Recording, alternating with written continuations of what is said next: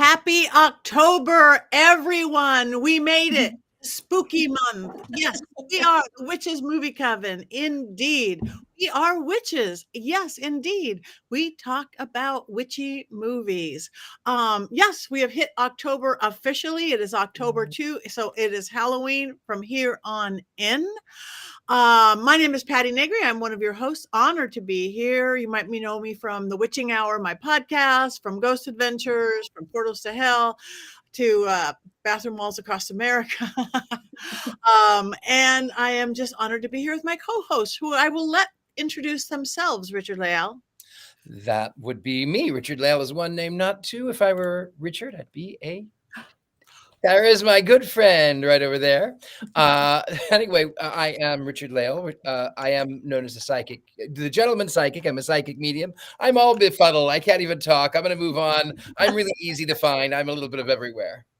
Thank you. Courtney. That's me. And guess what? It's showtime. I'm Courtney. I couldn't resist. I'm Courtney Buckley, ghost bait on Scared and Alone, and currently in actual hell in Salem for the month of October. So I'm here though and alive. That's all I can ask for. And Heather. Hi, I'm Heather Greene. I'm an author of Lights, Camera, Witchcraft and the Definitive Guide to Movies and Witch Movies in American Cinema and Television. And I am a journalist and a editor at Llewellyn Worldwide, working with all kinds of witchy authors. You can find me on all the socials. And I'm really excited to be celebrating another October with my favorite cover mates. Yeah, me too. And what happened to Chad? We've lost him. I'm coming. I'm so sorry. You have to say my name 3 times. I'm joking. Don't do that. I'm so sorry. He appears. I'm here. I'm so sorry. It has been an absolute nightmare trying to get this thing up and running, but I'm here. I'm present. I'm so excited to be here. I trimmed my scraggly beard. It's going to be a good evening. It's going to be. Yes. We do not, unfortunately, have Jason with us, but he did send his Mankey movie minute, so he will be with us in spirit and in video. So this week. Sorry, let me turn that off. I don't know how. I thought I did that. Okay. Salem, Oregon, Courtney road trip. Okay. So this week's movie, the original Beetlejuice. Yes, Beetlejuice. Because that's the way to start off October, right? Right. So I'm sure all of you have seen it at least 15 times, but in case you haven't, Richard-Lael, do you have an unbiased synopsis of this lovely film? Good luck. I do have, and actually this one is fairly unbiased. I'm not going to say anything one way or the other because I don't want to spoil it. No spoilers on the show. So the film is about this couple, the Maitlands, who have restored lovingly a Victorian home in Vermont, and they die in the slowest car accident to have ever been known to man, and they drown in all of maybe 6 inches of water. But they turn into ghosts. You find that they're dead. They are no longer among the living, and things are fine, excepting for the fact that they're ghosts. So now a new family has moved in, a mother and father, and their rather witchy daughter, who, of course, does see ghosts. She sees specters. No one believes her. The mother famously wants to come in and make all of these 1980s modern changes to this Vermont Victorian, and it, of course, angers the ghosts. The ghosts are trying to figure out, how do we get these living people out of our house? They're destroying our house.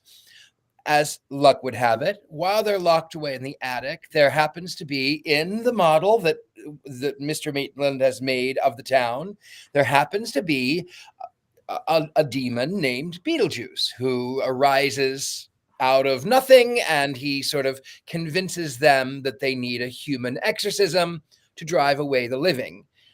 Meanwhile, the daughter, Lydia, has seen all of these things that are happening, and she is more and more intrigued. Beetlejuice ends up by being rather creepy, gropey, disgusting, because that's what he does. They exorcise the ghosts. They have a seance. The ghosts are there. They are dying.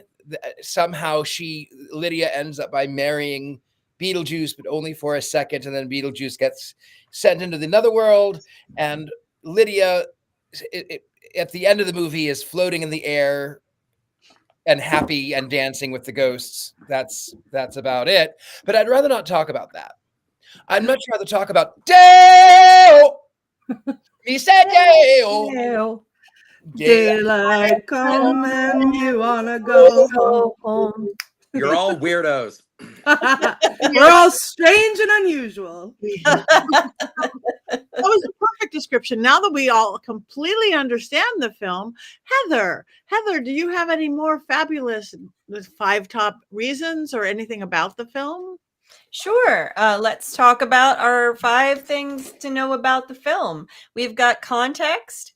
We've got the cast to talk about, the success of the film and what happened after, and a little bit about the original version of what it was supposed to be before it became what we know it to be, and then the new version. So first, this 1988 film created by, obviously, Tim Burton, and of course, I have to mention Danny Elfman, was produced and directed and sent out into the world during the Satanic Panic. It's not a witchcraft film, but it is a film for October, but it was released in March, actually, the first time around. And given that it was created during the Satanic Panic, we do have some themes in there that do reflect that, although you see a child being potentially harmed. You have the goth aesthetic, which was very popular at the time. You have the yuppie gentrification theme happening, of course, and you have the demon aspect. Even though this is all campy and fun and everything like that, there are definitely threads of the Satanic Panic moving through. It is definitely a product of its time. So let's talk a little bit about the cast. So this is the interesting part, because this cast, mostly today, you look at this cast and everybody knows them, right? Everybody is like, most of the main figures are extremely popular or were at the time.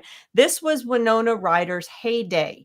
Now, this was only her 3rd film, though, so she wasn't a big name beforehand. All the big things we know her for came a little bit after. Heathers was 89. The next year, The Crucible, 96. Edward Scissorhands, Dracula in 92. I love that. Reality Bites for us Gen Xers. Huge Winona Ryder film. She got an award for Little Women. Girl Interrupted, another one. She was just all over the place during the late 80s and 90s. Winona Ryder, this was her time. Of course, for those of you who don't know any of those movies, you know Winona Ryder from Stranger Things. She is she's a classic, especially for Generation X, who grew up with her and came of age during all these films. So of course there's her. She's Lydia, and she is in the 2nd film that just came out, Beetlejuice. Catherine O'Hara, she's the mom. She's Delia. Sorry, for some reason I just missed me. So she's most recently, people who don't know her from other films will recognize her from Schitt's Creek. She's brilliant in that. It is a fantastic screaming adventure. I love her in that. But she's like, I love her from Christopher Guest movies, like Waiting for Guffman. She is so good. This was her 6th film. Geena Davis, this was her 5th movie. This was after The Fly and after Tootsie, so she had some creds by this point. But she is obviously was well known at that point. Michael Keaton was not, even though some of the films had already come out, Mr. Mom and such. He wasn't an A-lister yet.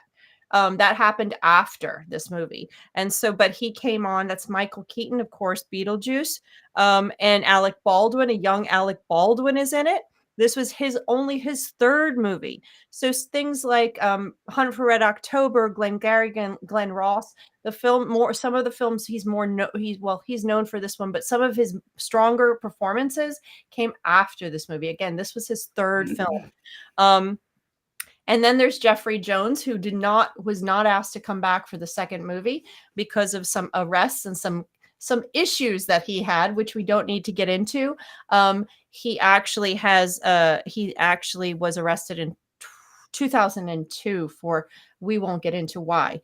But every time I see Jeffrey Jones's picture, I think of Ferris Bueller. And because he was the principal who was trying to track Ferris Bueller down. So this has got a strong cast. Maybe the people that he picked at the time may have not been as well known as they are now, but this is a strong cast that worked together very well and is since become quite the powerhouse. So the next, and I don't remember what number 3 was. Oh, number 2, the 3 of the success. So this film, it was budgeted at 15 million. It grossed 84 million to this point. Was extremely successful, landed itself with an animated series not long after, 89 to 91. There was an animated series. I do remember being on, but I did not watch it. It has video games that have come out in the 90s and then more recently. I have not played any of those. I don't know if anyone else can speak to that. Courtney Buckley, I'm looking at you. Of course, more popular was the stage musical. Now, as a musical person, I have not yet seen it. I do want to see it. I've heard the music. I know. Shocker. I have not seen it yet, but I do want to see it at some point. It only comes hey, Courtney, I'm not in New York. It only comes here once every 3 or 4 years. Okay. And it was here this year. And I was at Paganacon when it was here. Okay. So I was doing pagan witchy things. I had to choose. I drove through it came here in multiple different areas within a 2-hour drive. I went and saw it 3 times. And one of the times I drove through a blizzard to get there. So, okay. Well, we'll talk. We'll move on and we'll have this fight after. But I do plan to see it, and I have heard the music. And I have a child who's really into the music, so that came out in 2018. It is very successful. And then, of course, we had just recently reduced Beetlejuice. I did not say it a third time. The 2024 movie. So it has been extremely successful. This is not one of those where it was panned at the beginning and it's grown an audience as a cult following. No, it was popular right from the starting gate. The original version, and this is what's really interesting, and this is something I didn't know until I got more into it. So this movie was written as a story by, and I'm gonna find his name, Michael McDowell. He wanted to break into Hollywood. He wanted to get into this occult, supernatural stuff and it was popular at the time. Remember, this is the beginning of the witch craze and the supernatural stuff for Hollywood. So he wanted to get in on it, and he came up with this idea because one story said his neighbors, others said his parents. He and his partner were irritated either at his parents or his neighbors, I don't know, and wanted to create a story about that. And they wanted to create this, they had this concept that these ghosts were good, and that, there was this demon, and that the people who were living there were the problems. So he created Beetlejuice, but Beetlejuice originally, that wasn't the name originally, but was originally going to be a horror, more like The Exorcist. Beetlejuice was going to be a killer demon. He was going to kill some of the main characters. The Maitlands were going to die a horrible death that was very gruesome. The Lydia character was going to be raped, and at the end was going to die and then wind up living with the Maitlands in death. I'm trying to remember, he did what some of the articles talked a little bit about what Beetlejuice character was going to do, but I can't remember the details. But he was actually going to be a murderous demon. They also had his Jr. What was that? Sammy Davis Jr. was supposed to play the role of I read that they were looking at that. Yeah, they were looking at him too, and they also had a sister in it originally, to try to make Lydia look more off, to try to make her look more weird with her goth, but they removed her. So when they presented this story and script, it wasn't really well received, but then eventually the studio started working on it. They started massaging it, and eventually, obviously, it's no longer an Exorcist horror movie, and they changed it and moved it on, and eventually became what it is today. Burton signed on. He signed on after the success of his Pee Wee Herman, because he was still, Batman wasn't still in play yet, so he signed on. He was successful, and he was excited to make something that was different and very much a darker but yet fun humor, very, very much a Burton movie. This was, and what's interesting is if you read about the actual the writer, again, Michael McDowell, he seems like a very interesting creature. He is from New England, so he had a sense of that. He also was really interested in this humor that really paired very well with Burton's sensibility as well. So I think he's not really, this is what he's well known for, but he isn't very well known. So reading a little bit about his background and his writing and some of the novels he's written really makes sense, and it really works with what happened with it. And his partner, he died in, I think, 99 or something, and his partner said, you can see the McDowell footprint. Even though they changed the script, you can see the McDowell footprint on the final ending, which is nice, which is really nice. He was like into Lovecraft and occult movies and stuff like that. So he was a really interesting character, actually. And then finally, that's the original, the way it was supposed to be. So the new movie, I just want to give a little facts on the new movie. We're not talking about it, but it gives a little bit of direction. It gives a little bit of a sense of where we went. So Michael McDowell actually wrote a Beetlejuice 2. The second movie is not his novel, his story. There also was two others. There was Beetlejuice in Love. There was Beetlejuice in Hawaii. Tim Burton really wanted to do Beetlejuice in Hawaii. I'm not really sure what that's about. So, and apparently he still really likes the idea, is what I read in one article, but I'm not so sure about that. So these were all written in the late 90s, like a good 10 years after this movie came out. They were already thinking about a Beetlejuice 2. So you had the original writer, story creator, the creator of Beetlejuice, and then you had these two other versions from the studio. And obviously, we're not seeing it until many years later. The movie was budgeted at $100 million. And this is what I think is so interesting. So the original was $15 million. That's what it cost. The second one, $100 million. You account for inflation, this budget still was bigger. And then this one has already grossed $375.2 million. The other movie only grossed, what did I say, 80-something million? So, that's a really interesting. This has been very popular. It has some of the big characters in it are still there. Keaton, Winona Ryder, Catherine O'Hara are all there. Jeffrey Jones, as I said, was not invited back. And of course, to bring in some of the Gen Z and Gen Alpha and some of the younger audiences, to bring them into it, they also included Jenna Ortega, who has also worked with Tim Burton and is known for Wednesday. In fact, the writers involved with writing this particular version, Beetlejuice to Beetlejuice, actually worked on Wednesday. So there was a familiarity and a flow there that really made it work.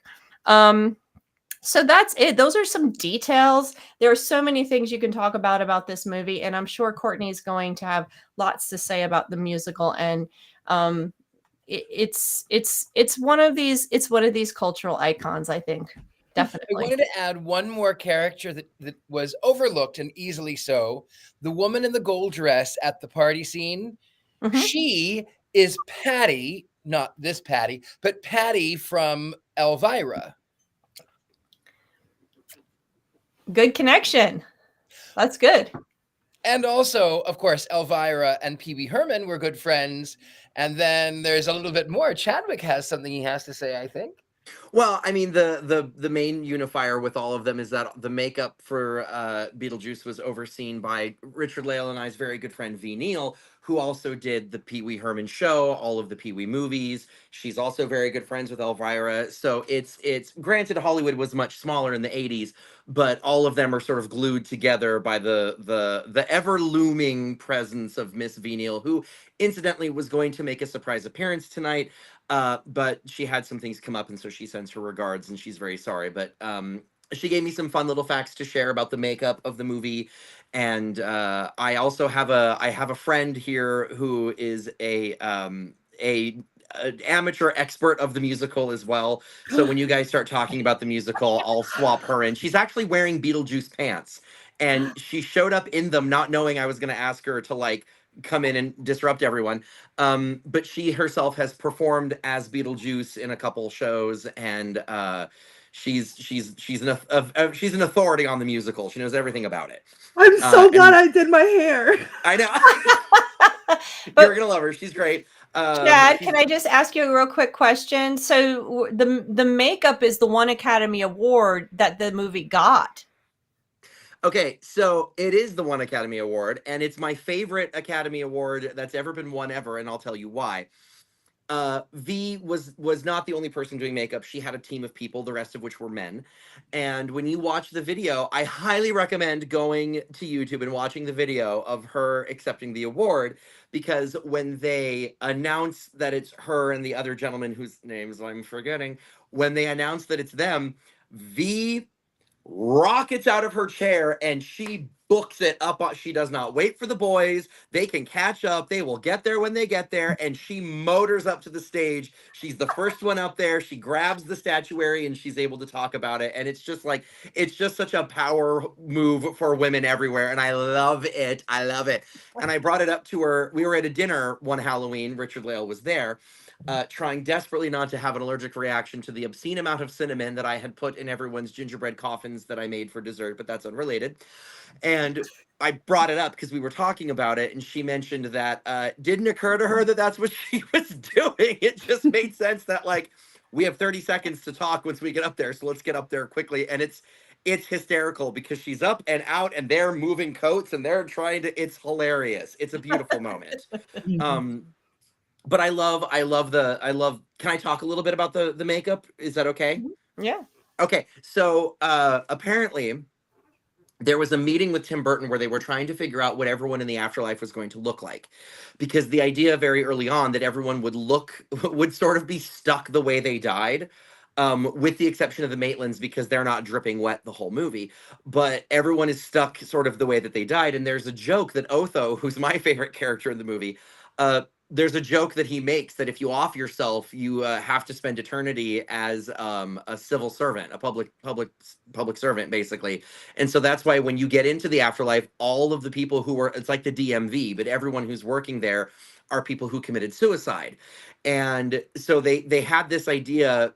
Tim wanted there to be color. He didn't want the afterlife to be sort of maudlin and boring and dark, because we've seen that. And V at one meeting came in with a stack of Necco wafers and said, what if we, instead of making everyone bright colors, what if we make them undead colors? And she laid out these Necco wafers and was like, this is the color scheme.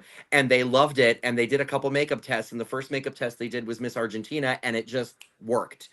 And so that's why when you see everyone in the afterlife, that's why Miss Argentina is that gorgeous sort of tealy blue color, is because they held up a Necco wafer and just color matched it. Wow. That's so cool. And I love the idea of being able to be in a production meeting trying to like figure out, okay, who's going to be in the room and how did they die?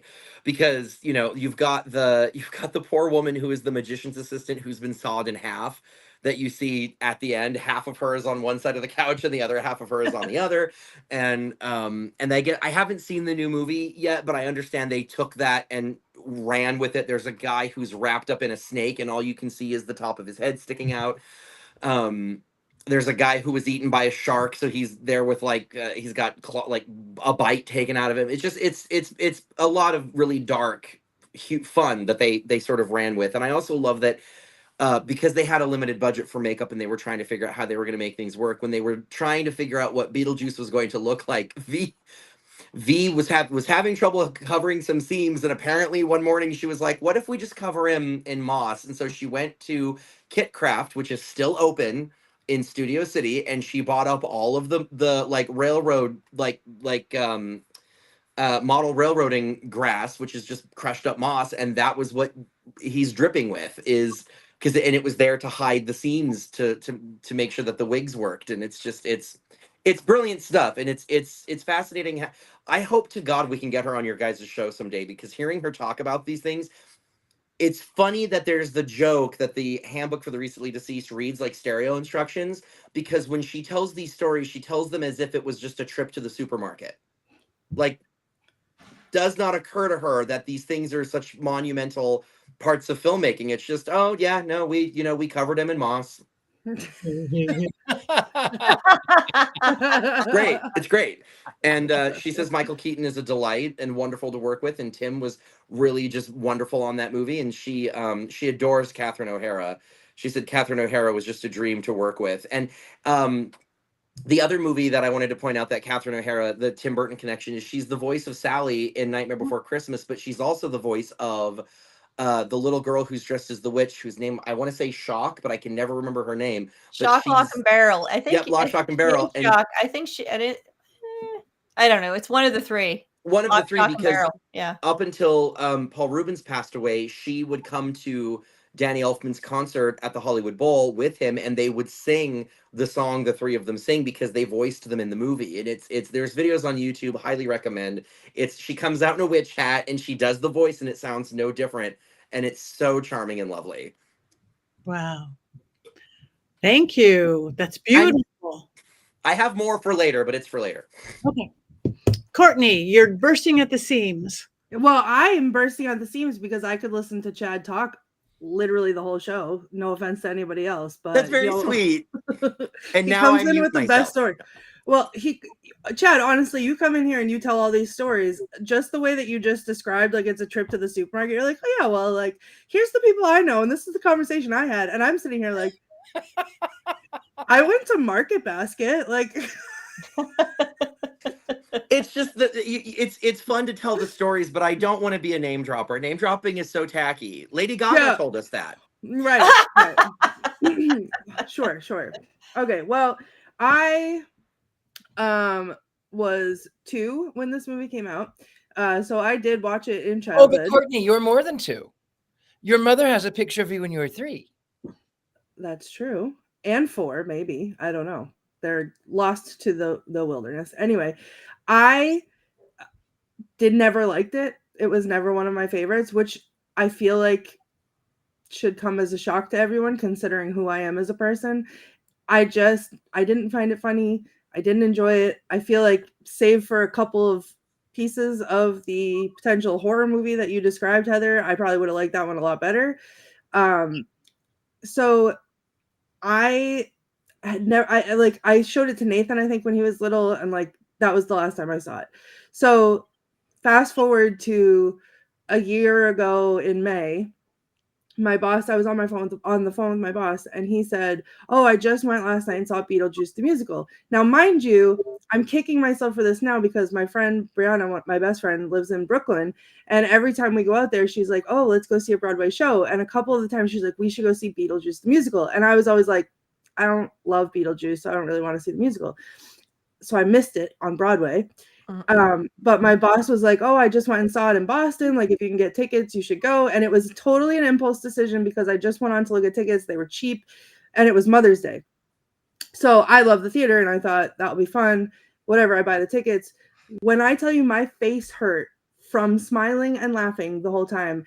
And we walked out of the theater, and Nathan looked at me and said, can we go back and watch it again? Like, do they play it again? Can we do it? And that was like the last day of the show. So then I had to make a promise that every time it came back, we would come and see it. So the last run that came near us, this is what I was talking about earlier, my aunt got us tickets for like Christmas or a birthday or something. They were really good seats and we were so excited. And then the forecast came and there was a blizzard coming.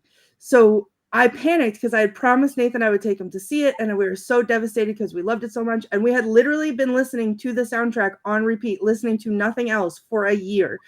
And then now there's a snowstorm. So we're at a horror movie in the movie theater. I'm in there on StubHub trying to find something for any of the days that wasn't the snowstorm day. And I literally bought, it was like I was holding hands with the sound guy because we were up so far in the back. Our backs were touching the back wall.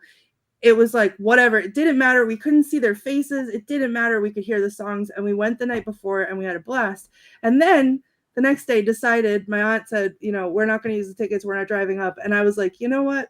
I bet I have some friends with 4-wheel drive. And we drove through the blizzard. And so I saw it 2 nights in a row. So for me, I don't have, like, it wasn't like a nostalgia thing. It wasn't anything, like, because I don't even like the first one. And then watching it again tonight in preparation for the podcast, I was like, yeah, I was right. Like, there was nothing to this. It tries too hard. I didn't like it. I went and saw the second one recently. I saw it twice. It was fun.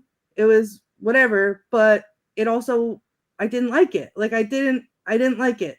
I think I liked the second one more because I love the musical, but it's such a weird feeling to, like, I have no interest whatsoever in these movies. And I was listening, I showered, as you can see. I was listening to the Beetlejuice soundtrack in the shower because that's what I sing to because I love it so much. I can't get enough of it. I live and breathe it, and yet cannot deal with this movie. It tries too hard. It's not funny. I am going to actually shock everyone and say I dislike Beetlejuice intently. I dislike the character. He makes me absolutely nauseous. Even though they got away from the graping, I still am repulsed by Beetlejuice. I absolutely cannot stand the character. But also, many people may or may not know this, but when I lived in Hollywood, yes, I have friends like V. Neal, but I also worked as a celebrity impersonator, and I played Willy Wonka, which is another Tim Burton character. And Willy Wonka and Beetlejuice are two opposite ends of the spectrum. Willy Wonka is prim and proper, and everything is about visual, and everything is beautiful, and yes, it might turn you into a blueberry, but think about how scrumdiddlyumptious it really is. Beetlejuice doesn't care. He doesn't care what you think. He doesn't care what you do. And then I have a story about an impersonator. If I may, is that okay? Can I tell that story? Please. I think I know this story and it's a good one. You do know this story. I told you this story.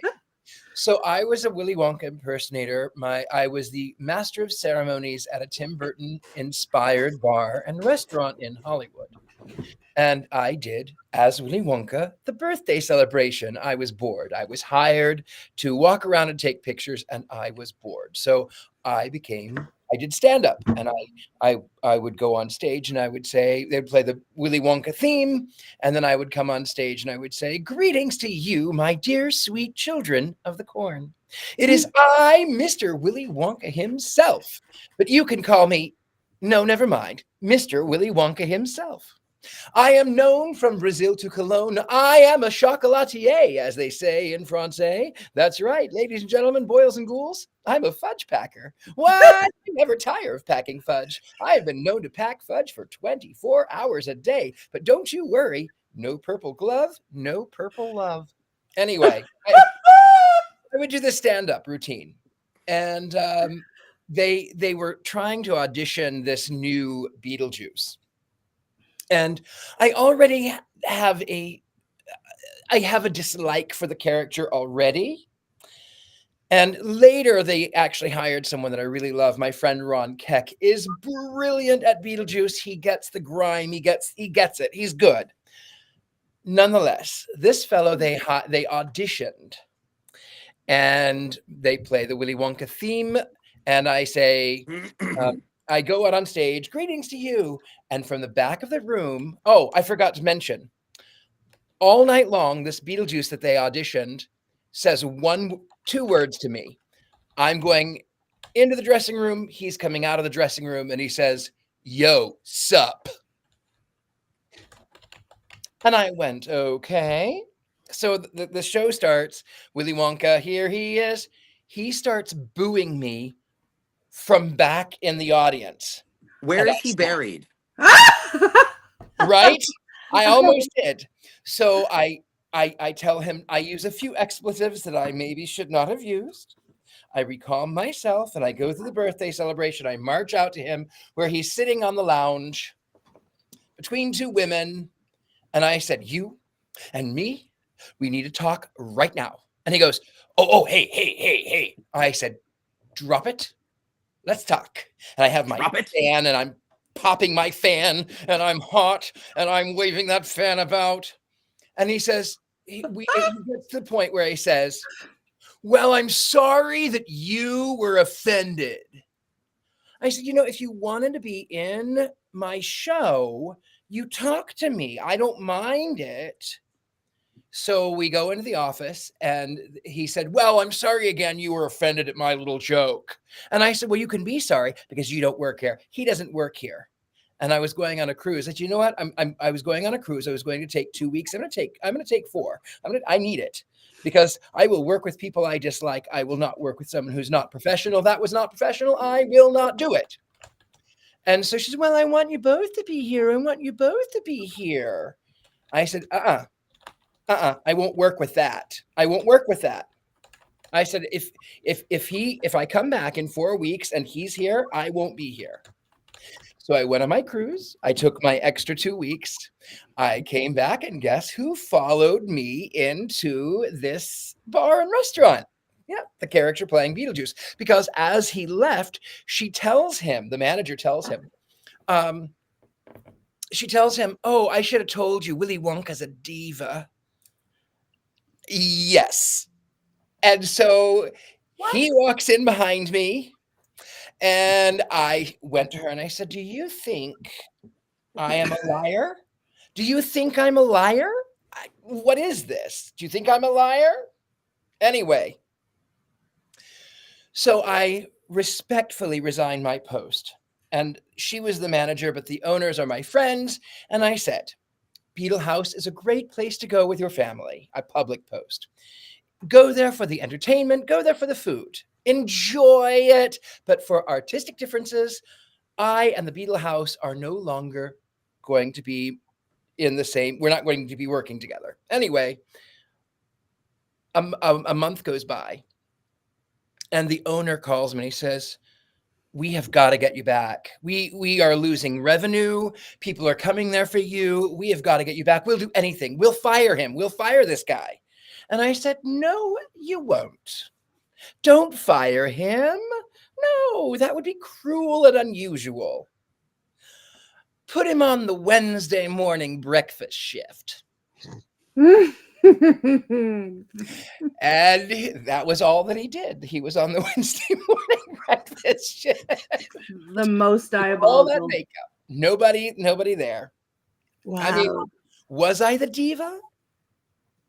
It was just, it was just unprofessional to boo an actor without having a dialogue first. Also, it was completely lacking in any character integrity because Beetlejuice wouldn't make a spectacle of himself like that. He would be too busy in the back doing one-on-one. Like, he's not Willy Wonka can hold a crowd. Beetlejuice cannot. And that's the problem with most people who do Beetlejuice is they think that they can. And you and I are talking about the same person. But because we've had run-ins with this guy and he has the same issue that cosplayers have when they cosplay Deadpool or Jack Sparrow or the Grinch or hold on, let me look up his anyway. The point is that they think these characters give them license to do whatever they want and get away with it because they're in character, and it's like, no, you still have to understand the character enough to have the character integrity to be able to do that. And also, in a situation like that, it's just unprofessional. You were doing an established thing with the business, and he had no business doing that and upsetting things. And yeah, Tabitha, you're correct. Beetlejuice is a narcissist.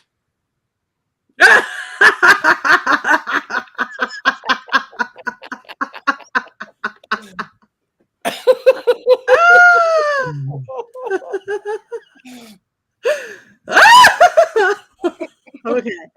But that's none of my business. Okay. That is, I mean, that is a beautiful story. It's so funny with all the weird. I like the movie. Of course, he's a horrible person. He's a bad demon. But with all the horrible movies with unethical, evil people that you think he's extra bad, just cracks me up.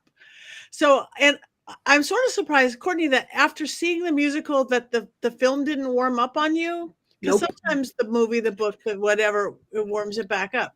The thing is, and I just put this in the chat. I said I like like the musical Beetlejuice. I like the character of Beetlejuice in the musical because he's different than he is on the screen. And it's not that I'm not offended by the movie. I don't think that he's too gross. I don't think that he's too whatever. I just don't like. I don't think it's good at all enough to hold my interest. I didn't find it funny. I think it tries way too hard to be funny, and instead of just like being stupid, like you guys know my sense of humor. If it was so stupid, I'd laugh. But it's not even that it's stupid. It's just that it's trying way too hard. And the second they do the same thing in the second one, there's points in the second one. I'm not going to spoil anything, but there's points in the second one where he'll say something and then he'll look at the camera and he'll be like, and like nobody laughs because it wasn't funny. And so it's just like that would happen and I would get secondhand embarrassment, but like not even the good kind, because I don't even think that's what they were going for. So it just, the Beetlejuice character in the musical is phenomenal. And that's who I think Beetlejuice should be. Okay. And he's gross too. He's disgusting and he's all the things. He's a pervert. He's everything, but he's funny.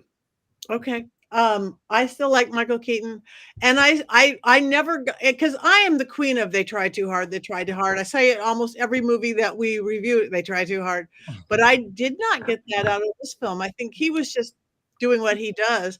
I think even eating, what do you call it, eating the furniture is part of his character, what the character would do. But I just thought the casting and the characters, the Alec and Geena together were so great, and then the family moving in, just that's me. The juxtaposition, all the characters, all the relationships, dad trying to calm down and mom being that city girl coming in. I just bought into all the characters and I fell in love with them. You love them, you hate them, you do all the things you're supposed to. The goofy real estate lady, I bought right into the movie, loved Winona Ryder, and I just can't believe how young they all were. Alec Baldwin, I hardly even recognize him. Yeah, I was a teenager when this came out, and so I loved it, and we had so much fun, and we would sing. We all got the Harry Belafonte CD after the movie came out and listened to his songs nonstop. And Winona Ryder for us could do no wrong. Literally, no matter if the movie was terrible. And I'm just going to add this just because we're talking about Winona Ryder. The next year, Heathers came out. And let me tell you, I had so many people give me a VHS copy of Heathers. And so after a while, I said, yeah, I am a Heather. And I just grin. And so I started to own that persona. But Winona Ryder, from that point forward, didn't matter. She could do no wrong. And still to this way, when I found out and she was in Stranger Things, I'm like, she can do no wrong. So what you're saying is she stole your heart? Yeah. She was my Gen X. Shoplifting joke. It's a shoplifting joke. It's a what? It's a shoplifting joke. Okay, well, I don't know about that. She got arrested for shoplifting. Is that what she shoplifted? What did she shoplift? I know she did, but I don't know what it was. I don't remember what it was either. I think it was just random things like paper towels and stuff. Yeah. Okay. Well, she did. She was my teen, like, whatever, Taylor Swift, I guess, for teens today. But so I loved it. And Michael, he is disgusting, but it was just fun. I don't know that we laughed out loud like you're talking about, Courtney. but it was just corny and fun and just imaginative and Tim Burton. And I was like, that's what it was for me. This was so fun. There are so many things that I love about it. The casting was great. Michael Keaton, Beetlejuice makes me nauseous. The character. He's supposed to. He makes me nauseous. But everybody, I mean, even in the confines of the film, Michael Keaton was brilliant. He was only in it for 7 minutes, but it was. I loved all of the casting. I loved the woman with smoking out of her neck. I mean, the whole thing was very imaginative. It was imaginative. It was. It had moments. Yes, go. V was the one that V was under her with a cigarette and the tube, and V's the one that blows the smoke out of her neck. That's amazing. That was brilliant. I will say. Oh, sorry, God.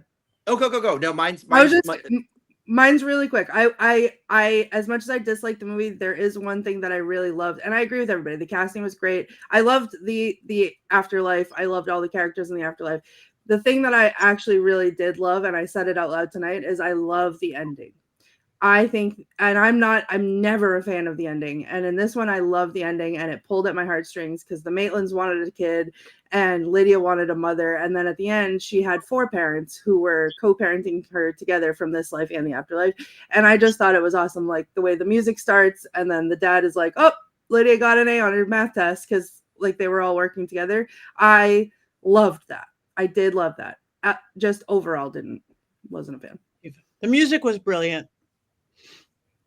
Brilliant. So according to what I read is that they chose that music because it was easy to it was cheap and easy to get the rights to use, where they actually wanted to use other stuff. But it was too expensive. But it worked. It worked brilliantly. I think it almost made the movie. So much of it was great. Yeah. All right. So do we have any quotes, Miss Courtney? I mean, yeah, a few, but I would rather meet Chad's friend. What?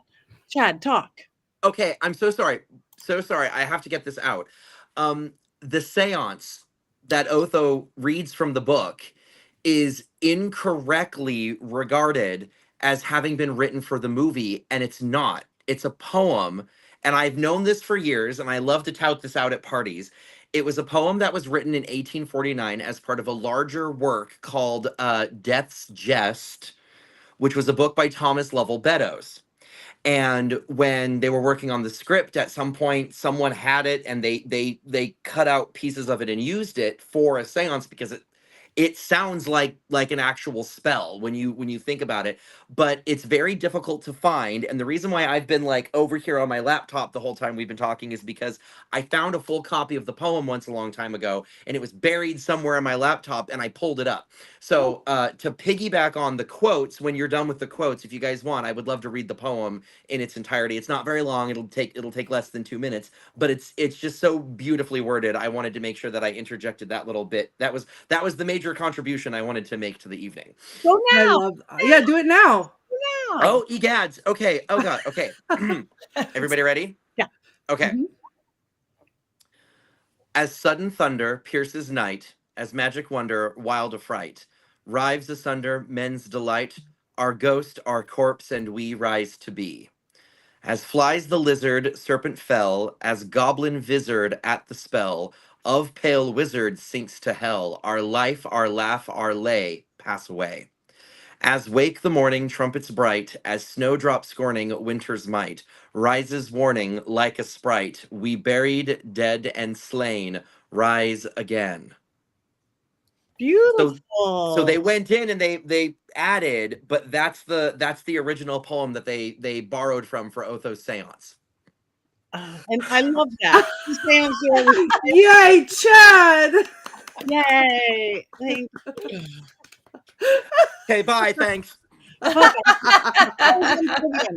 least he didn't put us in the freezer this time. I was gonna say Jason's not here, so I can't put you in the freezer. Oh, that's right. We did go in the freezer the last time. Yeah, that was amazing. I thought I was gonna die. Okay. Anyway, all right. So I have a few. Obviously, it's Showtime being the big one.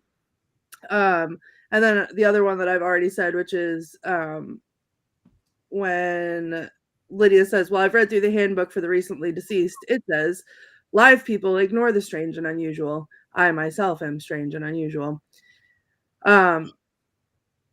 Adam asking for Beetlejuice's qualifications. He says, well, I attended Juilliard. I'm a graduate of the Harvard Business School. I travel quite extensively. I've lived through the Black Plague and had a pretty good time during that. I've seen The Exorcist about 167 times, and it keeps getting funnier every single time I see it, not to mention the fact that you're talking to a dead guy. Now, what do you think? You think I'm qualified?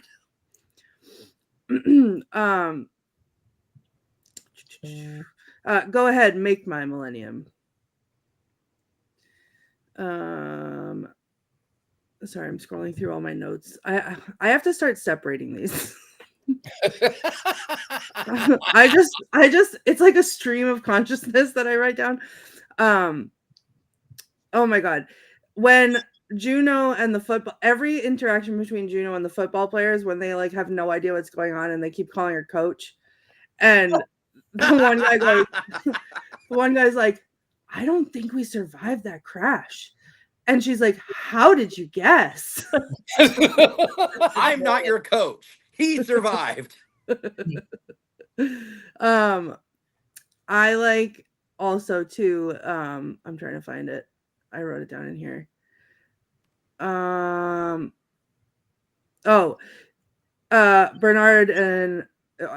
says, Otho, I didn't realize you were into the supernatural. And Otho says, well, of course. You remember, after my stint with the Living Theater, I was one of New York City's leading paranormal researchers until the bottom dropped out in 1972. And then goes, paranormal. Is that what they're calling your kind these days? And Otho says, don't mind her. She's still upset because somebody dropped a house on her sister. Otho's an icon. Glenn Shaddix. Man, he was great. Oh, and he says, attention, Kmart shoppers. One that I did think was actually pretty poignant was an exchange between Barbara and Adam. And Barbara says, she didn't see you, right? Because they were like yelling.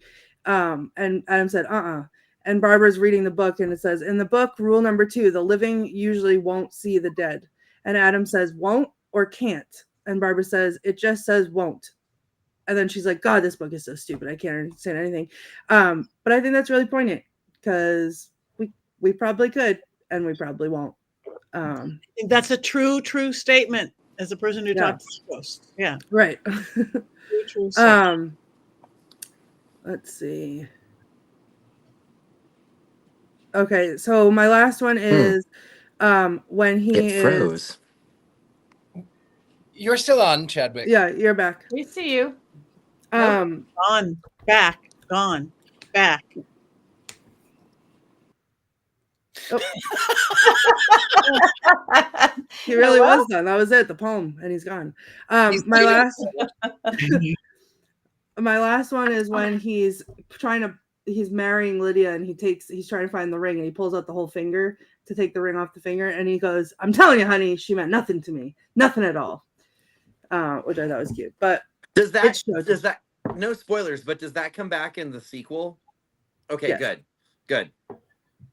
And that's not a spoiler. It does. Thank you for those quotes. Now I know he's not here, but he is here anyway. We have our Mankey movie minute somewhere. Rule from the other world. From the other. Coven, I miss you all. I'm still out on vacation as you watch this, but I'll be back soon. I can't wait to do the show live again. But until then, here we are, pre-recorded Mankey Minute. Before we start, though, let me tell you how dirty it feels to tell jokes about Beetlejuice, because if there are jokes to tell about Beetlejuice, all of them have already been said. Beetlejuice is, of course, an iconic movie, and perhaps, most incredibly, only includes a little less than 20 minutes of actual Beetlejuice the character. For this reason and many others, Beetlejuice might be the most important of all Generation X movies. That's right, I'm doing generational jokes tonight. Because as a Gen Xer, I can tell you that we really only like things that were around for a very short period of time, like Nirvana, The Career of Tiffany, and good seasons of The Simpsons. I don't apologize for 2 of those jokes, but I do apologize to Tiffany because your version of I Think We're Alone Now is superior to the original. Anyways, I'm sure millennials have claimed Beetlejuice as their own. They seem to claim everything as their own, even though some of them weren't even born yet when Beetlejuice came out. Insert Courtney Buckley hex here. Baby boomers are also probably equally convinced that Beetlejuice is their movies because they tend to forget that my generation exists. But Generation X is the best generation with an X in its name, and Beetlejuice is one of our defining movies. 3 years before Nirvana took over the world and introduced the world to grunge music and the idea that my generation doesn't care about anything at all, we had Winona Ryder as Lydia. Lydia mostly doesn't care about anything either until she does care about something, which is so very Gen X. People talk about grunge music as the beginning of Gen X not caring about anything, but we grew up in the Reagan years. We learned not to care very early in life. In addition to being alleged slackers, a lot of us were goths like Lydia, another thing pretty much invented and perfected by Generation X, even though I think Joe Biden's generation likes to think they were the first goths. I think I remember an interview where Biden said his favorite band was Sisters of Mercy, but I could be incorrect. Beetlejuice also went the route of just about everything cool in Gen X. There was a cartoon spin-off. Almost all of those spin-offs were abominations before the gods, and Beetlejuice the cartoon was no different. However, it was better than Little Rosie, a Roseanne Barr cartoon, which might have been the worst cartoon ever aired on network TV. And I'm not making that up, that is real. But back to the Beetlejuice cartoon, a cartoon that dared to ask the question, is a wisecracking, extremely horny ghost who lives in the land of the dead and whose job it is to scare people, something that we should be showing to 6-year-olds? The answer was apparently yes, because the cartoon lasted for 4 long years. The Beetlejuice cartoon is also a prime example of something that was quintessentially Gen X and then given to the first stirrings of the millennial generation. Hey, Mommy, it's that scary guy from that movie my older brother likes, but now he's a cartoon. At least most people don't remember the cartoon because truly great things don't need sequels, right? There's something immortal about Beetlejuice, with Winona Ryder forever preserved in all of her young Gen X glory. Wait, what was that? Huh? They just made a sequel to Beetlejuice 35 years later? Really? What is wrong with people? Next, you were going to tell me that the original lineup of Jane's Addiction got back together and then broke up again after getting into a fight on stage, because that doesn't happen, right? Oh, what? Oh, gods. Oh, gods. It does happen. I think I'm going back to my vacation now. Brilliant. I will not clap, and I will not stand for the millennial slander. There's a And the freezer. cartoon won awards. There's a freezer 10 feet away from me. And Let's go. Come on, Chad. The cartoon won an Emmy Award. I'm fridging all of you. I'm kidding. I'm not. You're fine. I have to agree that is a Gen X movie. So I am glad that Jason had called that out, because Gen X needs someone to recognize that we exist.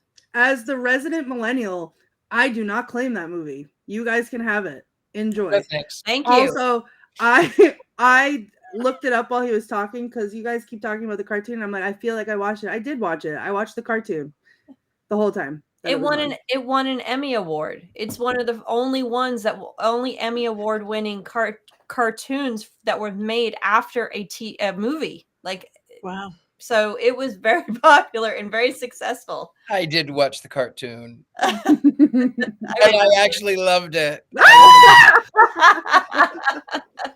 All right. We are running out of time. As long as we can continue, we do have to vote on this. And that means again, everybody in the chat room, we appreciate everything you are saying. Now tell us, wands up, wands down, Beetlejuice, the movie. I've been working all day, so I don't have a wand, but I have some shears. Yes, beautiful. I'm holding them up for everyone except people who cosplay Beetlejuice. It's just for the movie, just for the movie. So we got an up, and 3/4 and a down. Exactly. What's your wand, Richard-Lael, there? It's a ghost. Oh, it's a ghost. Oh, it is a ghost. It's a sheep. Mine is a human humorous. and I'm pointing it down because this movie was not humorous. Oh, pish. Oh. Okay, in the chat room, we've got wands up, horns up, wands up for music making, wands up, wands neutral for the great cast, wands up for the ghost with the most, wands up all the way. Wands up is winning on this one, I'm happy to say. That rhymed. All right. Oh, wait, Beetlejuice the musical, though. Beetlejuice the music. We haven't done that. We'll have to. I know, but I'm doing it right now. So anyway, thank you guys. Oh, we got a long one with Lady Silver Willow Sage. All right. What are we watching next week? I'm going to push through this. Next week is Bell Booking Candle, the 1958 classic. Ooh, very witchy. Very witchy. So everybody, Bell, Book and Candle, find out where you can watch it. Watch it. Join us, bring your opinions, bring your wands, and bring your goats. Now, we're kind of over time. I don't know, but if anybody wants to go over anything they have coming up that they want to talk about, jump in. Yeah, I do. Scotland trip, there's a code. There's a special discount if you, wee black car, if you just put that in. Anyway, that's that right there. And you can find me everywhere, thegentlemanpsychic.com, everywhere else. That's it. Thank you. Anybody else? I don't have anything coming up, but if you want to follow me on Instagram, I'm posting a lot of really fun Halloween costumes. Chadhatter, if you're interested. Please do. Follow us all on social media. It makes a difference. Like us, follow us, whatever you have to do. We have websites. We have that because we love you. If anybody's going to be in Massachusetts this weekend, I'm going to be there for Mass Paracon. I'm going to be there.